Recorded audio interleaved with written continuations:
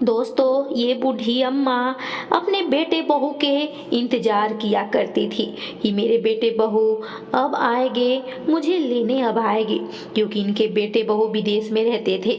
इनका बेटा का जो विदेश में था, वे अपनी पत्नी और बाल बच्चों के साथ वहीं पर सेटल हो गया था, लेकिन अपनी बूढ़ी अम्मा को नहीं ले गया था।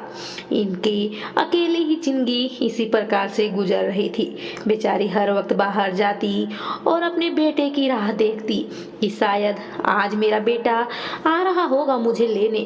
उसको तो फोन पर बात भी नहीं हो पाता था। बेचारी इंतजार में बूढ़ी होती जा रही थी।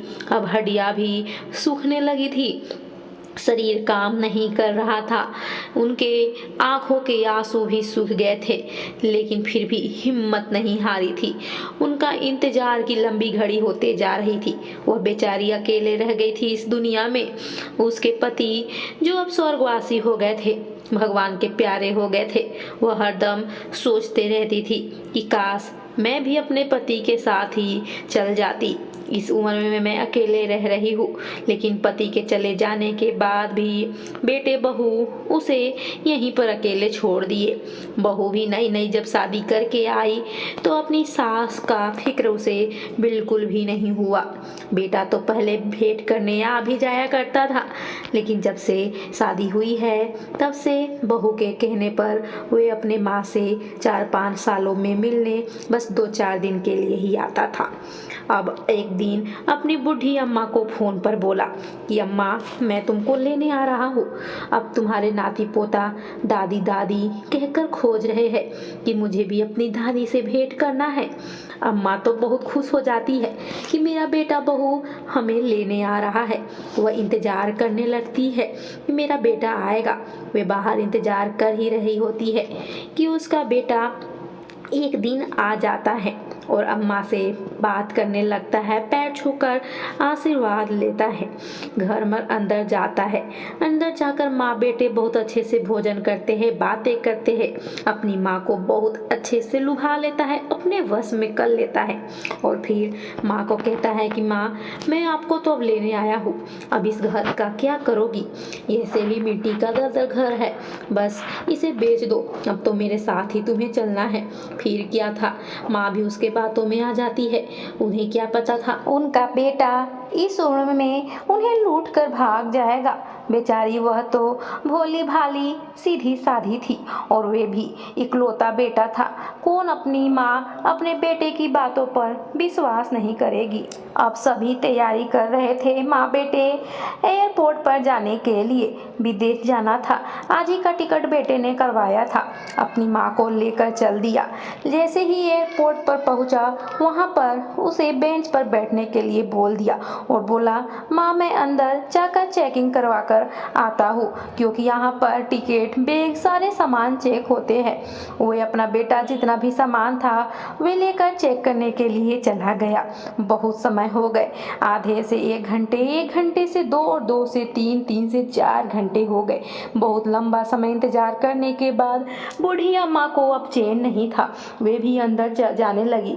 जैसे ही अंदर जाने लगी तो सिक्योरिटी गार्ड उन्हें रोक लिया और बोला, अम्मा, आप इधर कहाँ जा रही है? तो वो बोली, मेरा बेटा टिकट चेक करवाने कब का गया हुआ है, 4 से 5 घंटे होने वाले हैं, लेकिन वो अभी तक नहीं आया है। वह अपना सामान और टिकट दोनों चेक करवाने के लिए अंदर गया था।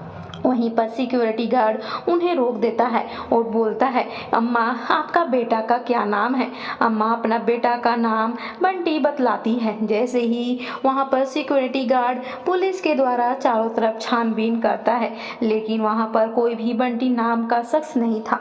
अम्मा बहुत ही जोरों से रो रो कर कहती है, मेरा बेटा अंदर ही गया है, आप लोग मुझे अंदर क्यों नहीं जाने दे रहे हैं? फिर सिक्योरिटी गार्ड जब चेक किया तो पता चला कि हाँ, बंटी नाम का एक शख्स तो था, जो लेकिन 9 बजे के फ्लाइट से ही चला गया है, वो भी आज ही। जब वे अम्मा को बतलाया तो वे बूढ़ी अम्मा उन सिक्योरिटी गार्ड के बातों पर विश्वास ही नहीं कर रही थी। वे बोली कि नहीं, मेरा बेटा ऐसा हो ही नहीं सकता है। और फिर से इंतजार करने लगी। इंतजार की घड़ी दोपहर से शाम और शाम से अब रात होने वाली थी, लेकिन बेटा नहीं आया। अब अम्मा के भी आंखों में आंसू थे और उन्हें डर सताए जा रहा था कि सचमुच मेरा बेटा मुझे छोड़कर भाग गया, मुझे धोखा दे दिया। अब तो उस बूढ़ी अम्मा के पास उनके बैग के अलावा कोई भी सामान नहीं था, न पैसे थे। वे बेचारी किसी प्रकार से अपने फिर से उसी गांव में आई। पैदल चलते चलते उन्हें रास्ते में कोई लिफ्ट दे दिया था। वे अपने उसी बैलगाड़ी के ठेले पर बैठ गई। बेचारी अपने गांव तक आई, लेकिन गांव में आते ही उसे कुछ समझ में नहीं आ रहा था कि वे कहाँ जाएगी, किसके पास रहेगी, क्या खाएगी, क्या पिएगी।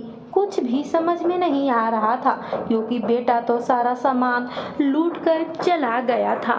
वे सारा सामान छीन लिया था। उसे कुछ भी समझ में ही नहीं आ रहा था, अब क्या करे।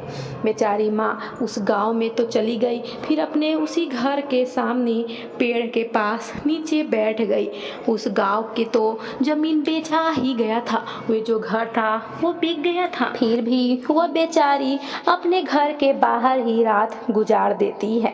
लेकिन जैसे ही सुबह उठता है, उस घर का नया मालिक उस बूढ़ी अम्मा को देखकर उन पर दया आ जाता है और वे उस घर में थोड़ी सी एक रूम दे देता है उनको पनाह के लिए।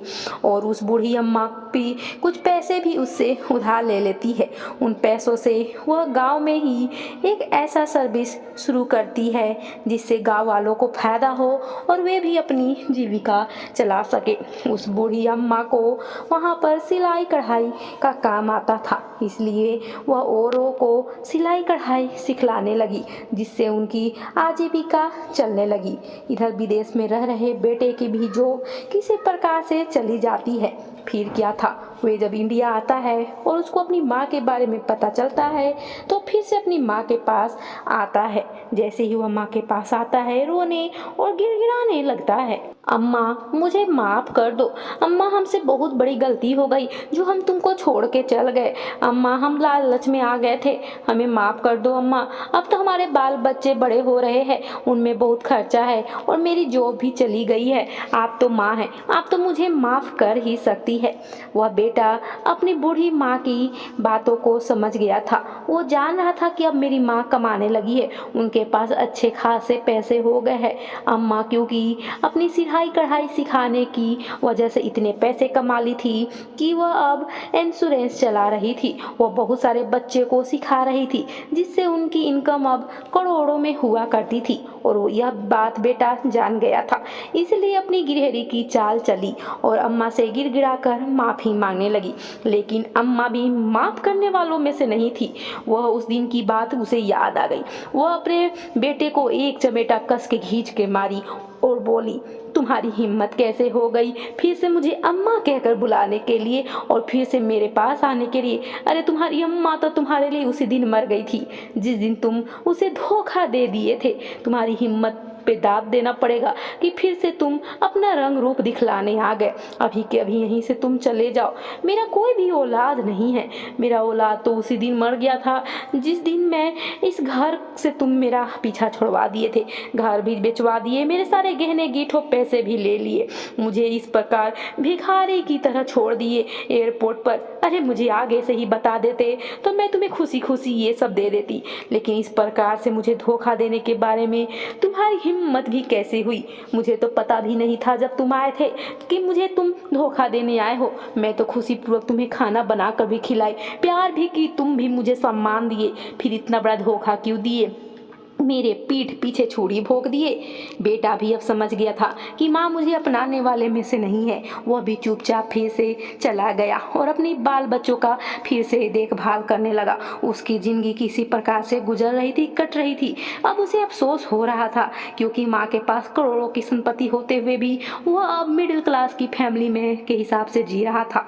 इधर अम्मा बहुत तरक्की कर रही थी और जितने भी पैसे आते थे वे वृद्धा आश्रम में दान कर दिया करती थी, क्योंकि उनका तो अब कोई औलाद ही नहीं था जिनके लिए पैसे सब छोड़े। अब अम्मा की जिंदगी इसी प्रकार से खुशी पूर्वक कटने लगी थी। वे सारी बच्चियां जो सिलाई सीखती थी अम्मा का बहुत ध्यान रखती थी। अम्मा की जिंदगी इसी प्रकार से गुजर गई। तो दोस्तों ये स्टोरी कैसी लगी? अगर अच्छी लगी हो तो ज़्यादा से ज़्यादा शेयर कीजिए, लाइक कीजिए और सब्सक्राइब करना ना भूलिए। मिलते हैं अगली स्टोरी के साथ, तब तक के लिए धन्यवाद।